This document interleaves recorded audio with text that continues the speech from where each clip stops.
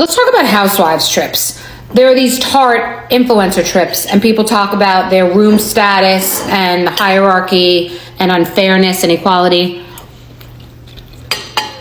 It reminded me of the housewives trips when Ramona was the big room scrambler, and you almost have to respect that she didn't care what the audience was going to think. She was getting there, and she treated these vacations like they were real vacations. For me, they were like going to the electric chair, because you're going someplace that seems like it's going to be nice, and you may have always wanted to go,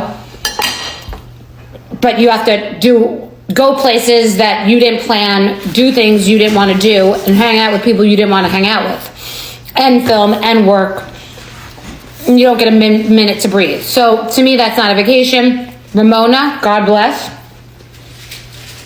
she'd throw on a banana yellow bikini and shop for the trip like she was going on a honeymoon.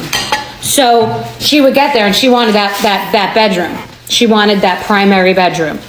And if it's your trip, which is a scam too, because there's no your trip. I remember Ramona wanting the Miami house to be her trip, and Dorinda knew someone who owned the house, so she wanted to claim the trip too. And you know, I had thought of Miraval, but Dorinda also thought of Miraval, and it's like so stupid, because who cares? It's no one's trip. You know whose trip it is?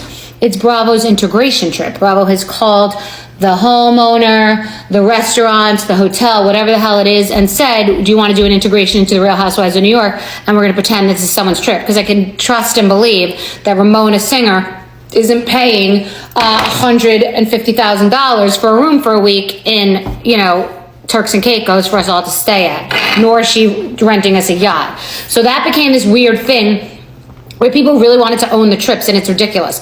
Wanting to go on the trip for a vacation is ridiculous. Owning the trip is also ridiculous. What you want to do is not own the trip. So you have no responsibilities to do things. Like, you just could like sit there, and you don't have to be like, oh, I invited you guys all here to invite you because we all need to go on a trip with no drama. No drama, and we don't want to invite Janine, and we don't want to, you know, we don't know if Risa can behave, but we're all going to get along. And then you go there and you rip each other's limbs off and eat them on a barbecue. So you'd rather be sitting in the background, but it takes a couple of years for you to realize that.